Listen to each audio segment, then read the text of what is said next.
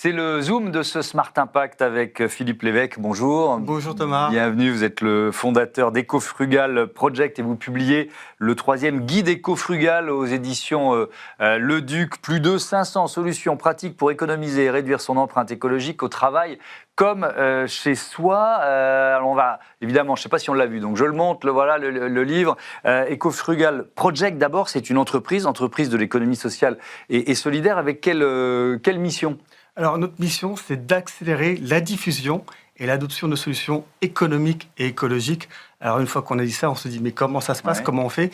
Eh bien concrètement, on propose des ateliers pour que les citoyens se réunissent entre amis, entre collègues, entre voisins, pour partager leurs solutions et mettre en commun leurs bonnes pratiques. Comme ça, ils vont adopter ensemble de nouvelles pratiques. C'est la force de l'émulation qu'ils vont pouvoir mettre en place dans leur quotidien, que ce soit chez eux ou au travail. La force de l'émulation, ça vaut pour les chefs d'entreprise aussi. Quand on voit une solution qui marche ailleurs, on se dit je peux le faire chez moi, c'est ça ? Exactement. En fait, c'est la force de la recommandation. C'est ce qu'on appelle aussi l'échange entre pairs de manière un peu technique. Et en fait, au quotidien, si vous avez votre meilleur ami ou votre collègue qui vous dit moi, j'ai décidé de venir au travail en vélo.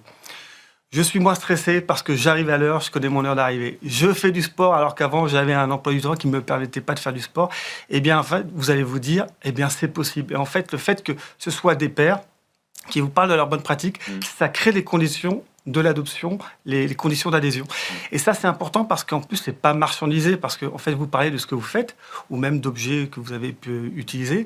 Et comme c'est pas marchand, comme c'est désintéressé, ça crée encore plus d'adhésion vis-à-vis de son interlocuteur. Vos ateliers, ils sont gratuits ?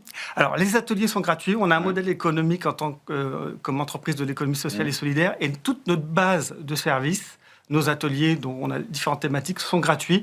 Et comment ils sont gratuits ? On a des partenaires, notamment Valélia, un éco-organisme Orange, qui finance en fait la mise en place de ces ateliers auto-animés.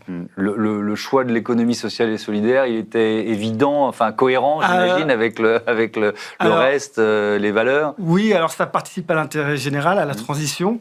Porter un message qui consiste à dire une transition écologique plaisante, émancipatrice et aussi pragmatique est possible ici et maintenant.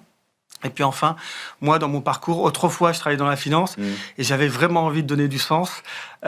Et donc, c'est pour ça que j'étais attaché à ce que l'entreprise soit de l'économie sociale et solidaire, faire en sorte que le profit soit au service de la mission, mais que ce soit pas le but, ce soit pas l'optimisation du profit et la maximisation du capital. C'est quoi le bilan d'EcoFrugal Project ? Combien d'ateliers, combien de personnes qui sont formées, entre guillemets, quoi ? Alors, le bilan, pour moi, c'est pas assez, mais il faut que ça aille plus loin. Mais aujourd'hui, c'est déjà 10 000 personnes partout en France qui ont pris part à ces ateliers. Alors, ce qui est intéressant, c'est que les personnes qui ont pris part à ces ateliers sont principalement des salariés.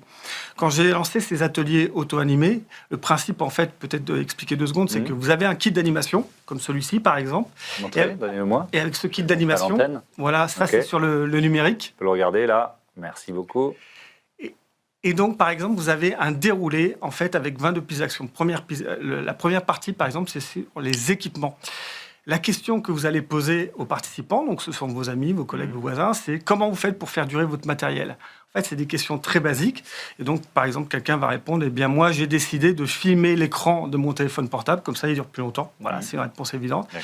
En faisant ça, vous permettez de faire durer vos téléphones portables parce qu'aujourd'hui, 85% des réparations de téléphones portables sont dues à des écrans brisés. Le mien est cassé, tiens, d'ailleurs. Et voilà.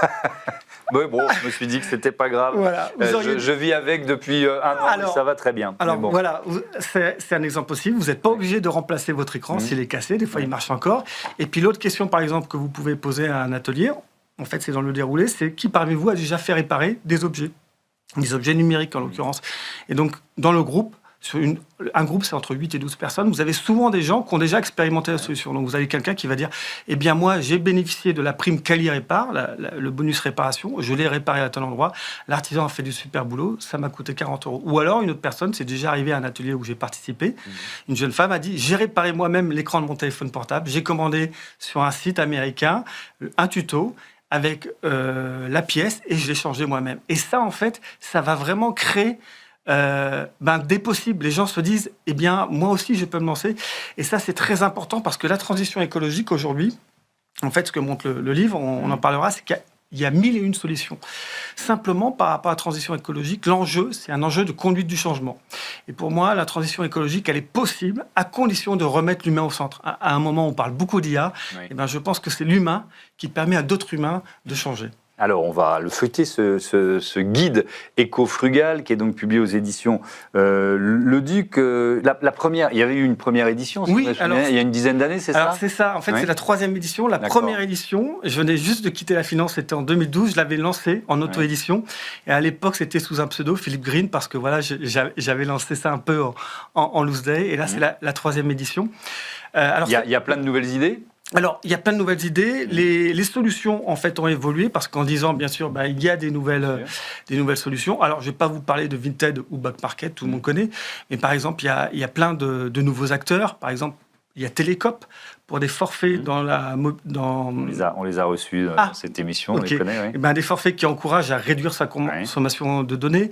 Autre exemple, par exemple, c'est Etikado. Peut-être que vous les avez déjà reçus. Eux, en fait, ils ont créé des bons d'achat, des bons cadeaux pour flécher l'argent vers l'économie sociale et solidaire. Au passage, je précise aux téléspectateurs et téléspectatrices que l'économie sociale et solidaire, c'est de l'emploi local, c'est de la souveraineté, c'est réutiliser des matériaux. Donc voilà, un autre exemple, c'est un boîtier qui permet de recharger les piles, ça s'appelle Regenbox. C'est une invention française.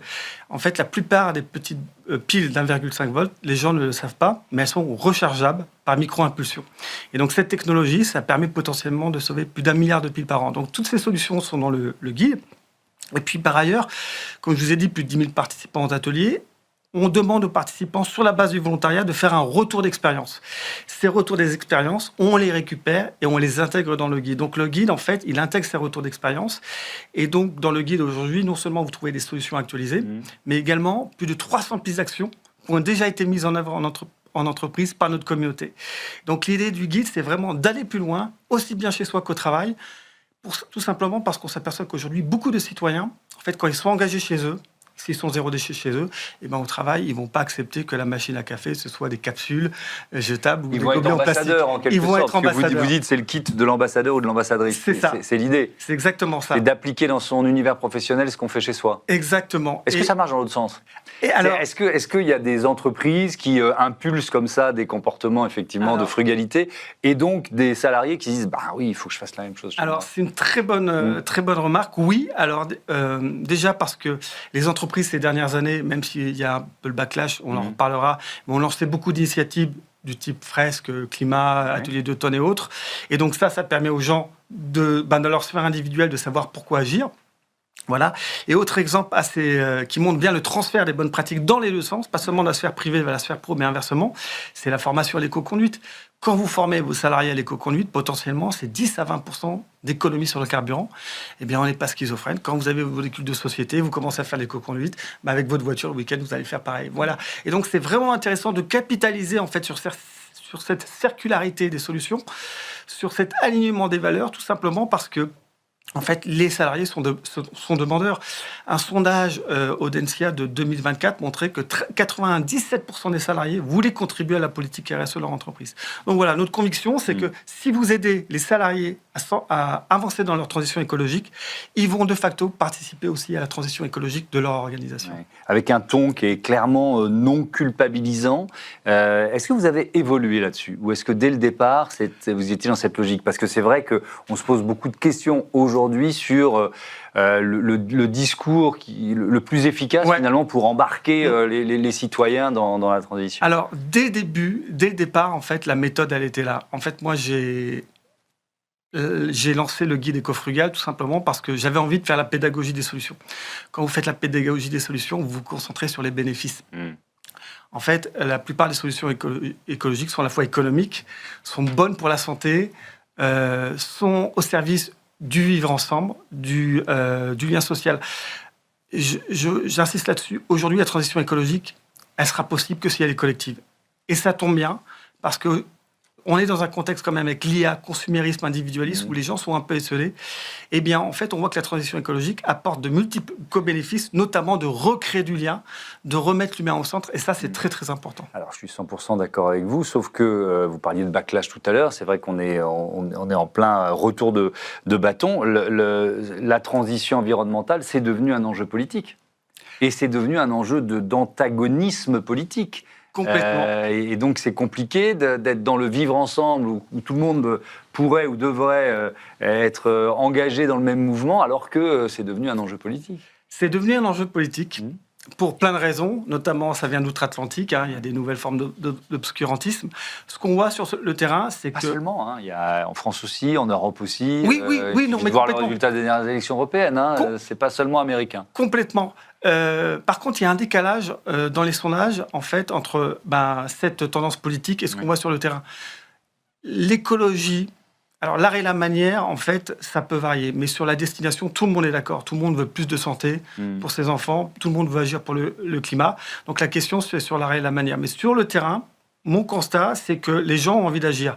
Par contre, là où je vous rejoins, c'est que les budgets sont en train de se réduire.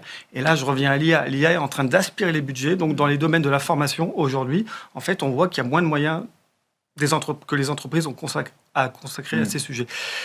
Est-ce que, tiens, on va terminer là-dessus, il nous reste 40 secondes. Est-ce que l'un des arguments, je vois ça en voyant la couverture, plus de 5 000 € d'économie et moins 50% d'empreinte carbone. Finalement, même pour ceux qui ne sont pas forcément convaincus, je vais vous faire des économies sur votre budget quotidien. Exactement. Le but, en fait, c'est de donner envie d'agir en mettant en avant des arguments positifs. L'IA marche très bien parce qu'une approche bénéfice utilisateur.